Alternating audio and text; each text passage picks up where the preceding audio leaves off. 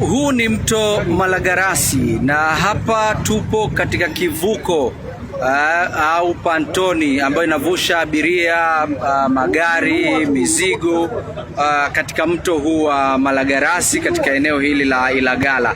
Kama unavyoona mto ni mkubwa sana, na huu ndo mto mkubwa katika mkoa wa Kigoma ambao unamwaga maji katika ziwa Tanganyika, kilomita chache sana kutoka hapa Ilagala. Kama unaona kwa mbali pale, yale ni maboti, unayaona hayo ni maboti, na hiyo ni bandari ndogo inayopatikana katika mto huu wa Malagarasi.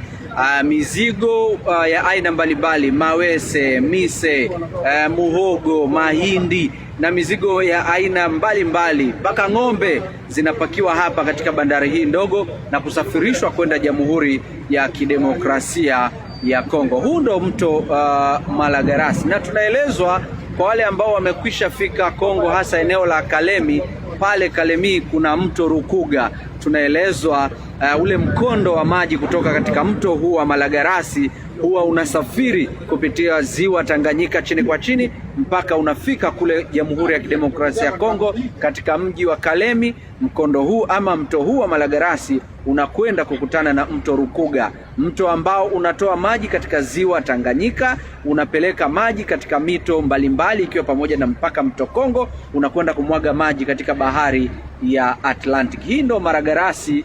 Kama ulikuwa ukisikia, ulikuwa ukiambiwa, ulikuwa hujawahi kuona mto huu ndio mto Malagarasi, unapatikana katika mkoa wa Kigoma, na hapa tuko katika eneo la Ilagala. Kama unavyoona, kivuko hichi kinavusha abiria, magari na mizigo kwenda upande wa pili, wale ambao wanasafiri kutokea Kigoma mjini ama kutokea upande huu wa Ilagala wanakwenda upande wa pili ambao kuna vijiji kama Sunuka, Kirando, Kaparamsenga, kuna Herembe, unakwenda mpaka unafika Kalia, unaingia mpaka mkoa wa Katavi. Hii ndo Malagarasi.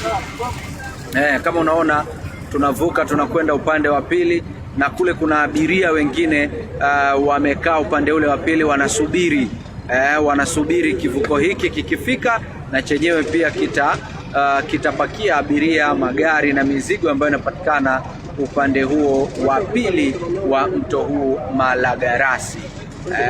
Naona tunajongea sasa, tunakwenda tunakaribia kuweza kutia nanga upande wa pili. Sisi tunatokea upande wa Ilagala na tunakwenda upande wa pili, upande ambao ndo vinapatikana vijiji kama nilivyokuambia, Sunuka, Lubengela, Karago inapatikana huku, Herembe, Kaparamsenga, Kalia inapatikana huku, Rukoma, Kalilani.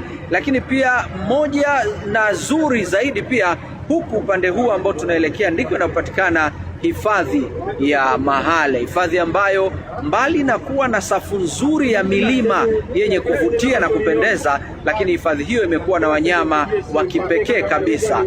Tunaelezwa kuna aina ya sokwe ambao wanapatikana katika hifadhi hiyo ambao hawapatikani kokote duniani katika hifadhi ya Mahale. Kwa hiyo kama unatokea Kigoma unahitaji kwenda Mahale, kama hutopita njia ya kwa maana ya ziwani, basi utapita njia ya barabara ama utapita njia ya anga kwa maana ya kutumia usafiri wa ndege. Lakini kwa kupitia usafiri wa barabara utavuka hapa katika kivuko cha mto Malagarasi eneo la Ilagala, na upande wa pili utachukua barabara na kunyoka moja kwa moja mpaka katika hifadhi hiyo. Tunakwenda Kugota, na huu ndo mto Malagarasi kama umekuwa ukiusikia, ambao ni kwa mbali kabisa unaona kuna maboti yamekaa pale, yanapakia mizigo, na mizigo mingi inayopakiwa hapa inakwenda Jamhuri ya Kidemokrasia ya Kongo. Sasa sisi tumefika upande wa